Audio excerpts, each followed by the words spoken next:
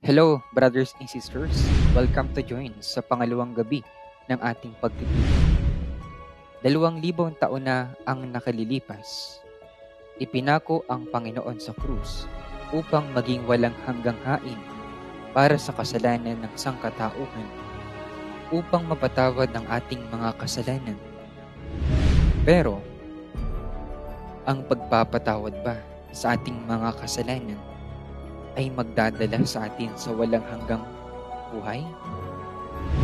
Kung ang ating mga kasalanan ay napatawad na at nag-aalay tayo sa Panginoon, nagtitiis ng maraming hirap at nagbabayad ng malaking halaga, ibig sabihin ba nito, sinusunod natin ang kalooban ng Diyos?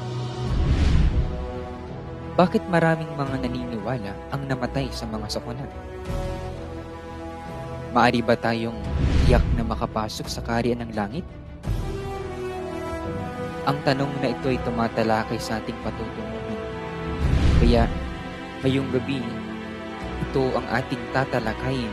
Sana magkita-kita tayo mamayang 7:30 p.m. See you tonight.